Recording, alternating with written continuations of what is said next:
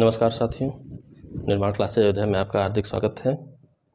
आज समस्याओं के क्रम में हम एक नए क्वेश्चन के साथ हैं। लगातार आने वाला प्रश्न है, प्रीलिम्स, मेंस, इंटरव्यू में भी पूछा जा चुका है। ठीक है, उसी का एक फॉर्मेट है हम लोगों के पास प्रश्न का। इस बात को समझना है कि जैसे ये तो एक आया हुआ क्वेश्चन है, ये एक डायरेक्शन है, हिंट है, ये भी आ सकता है, इससे मिलता जुलता और भी आ सकता है।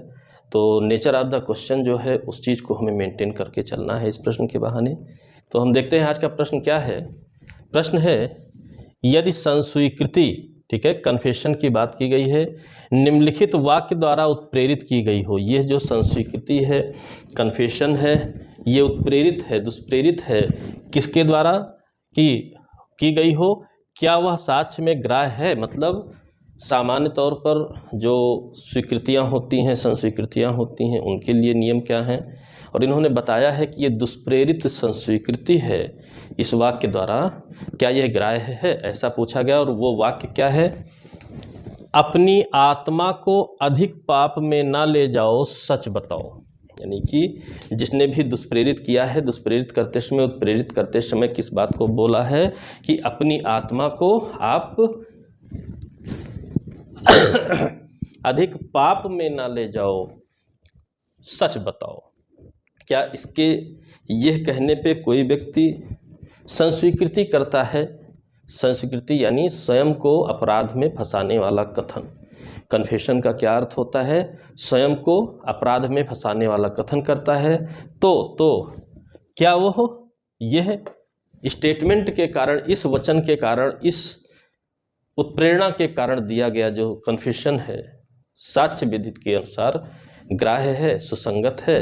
तो उत्तर है हाँ, यह साक्ष्य में ग्राह्य होगी। यानी कि जो भी कन्फेशन किया गया है, संस्वीकृति की गई है इस स्टेटमेंट के कारण, ठीक है,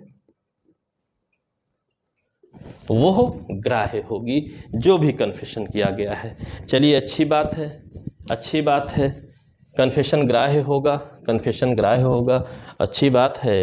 अगर ग्राह्य होगा तो क्यों होगा, या ऐसा प्रश्न पूछा गया है तो हमें उत्तर में क्या लिखना है, और इसी में छिपे हुए तरह तरह के प्रीलिम्स के हमारे क्या प्रश्न हो सकते हैं, उनको हम देखते हैं तो क्या हमें उत्तर मिलता है। पहले हम धारा 24 को देखेंगे। एक बार सतही तौर पे धारा 24 में पढ़ दे रहा हूँ, ठीक है, एक बार मैं धारा 24 को पढ़ दे रहा हूँ और उसके कंटेंट्स को देख लेते हैं क्या है क्या नहीं है। धारा 24 कह रही है, उत्प्रेरणा, फुसलाने, धमकी या वचन वादा द्वारा कराई गई संस्वीकृति दांडिक कार्यवाही में कब विसंगत होती है? Confession caused by inducement, threat or promise when irrelevant in criminal proceeding। ठीक है, कब वो irrelevant होगी? धारा 24 उसकी बात करती है। तो यहाँ पर बात क्या आई? अभियुक्त व्यक्ति द्वारा की गई संस्कृति दांडिक कार्यवाही में विसंगत होती है, irrelevant होती है। जब तक रेलिवेंट नहीं होगी, एडमिसिबल कभी नहीं होगी।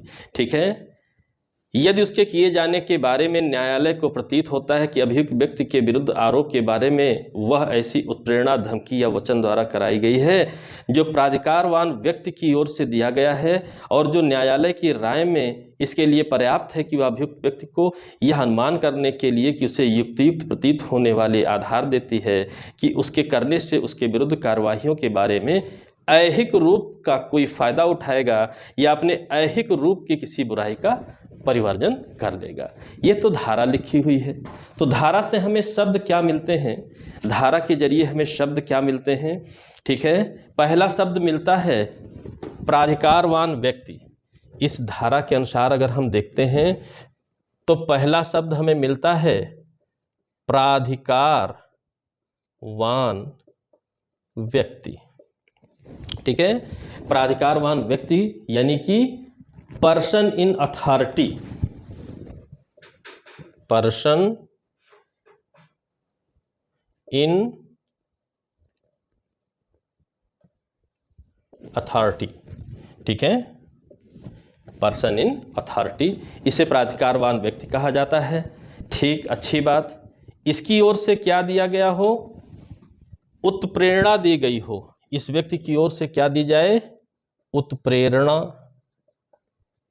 ठीक है, यानी कि इंड्यूसमेंट।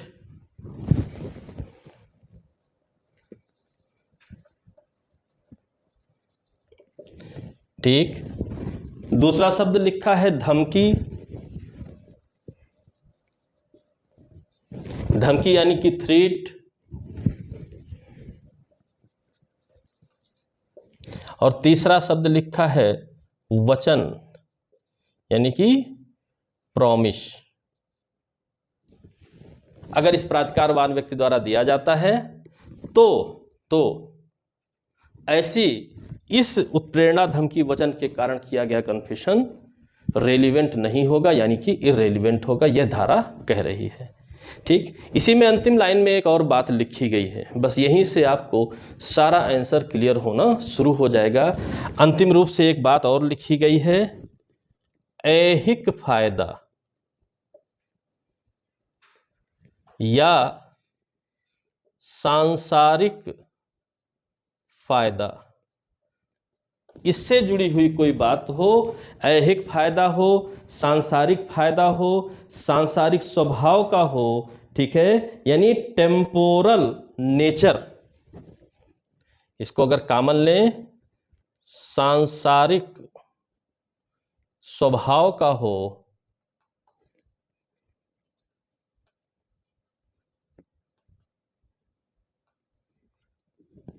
तभी धारा 24 का बचाव मिलेगा कि हाँ मेरी संस्वीकृति इस कैटेगरी में आती है, अन्यथा नहीं। अब वापस प्रश्न पर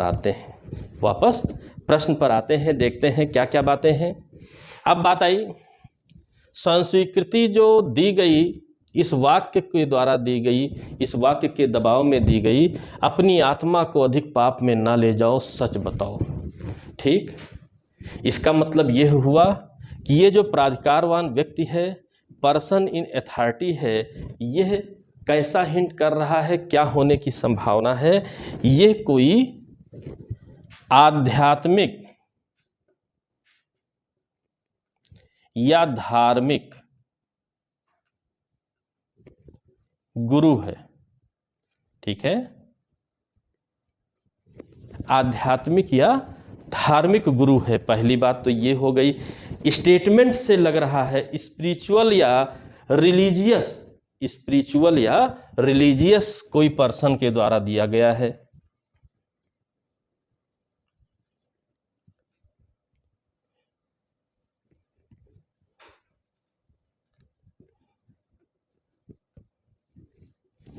स्पिरिचुअल या रिलीजियस पर्सन के द्वारा दिया गया है। जब ये बात अगर आपको समझ में आ रही है तो आपके लिए आसान हो जाएगा। ठीक है, आपके लिए आसान हो जाएगा।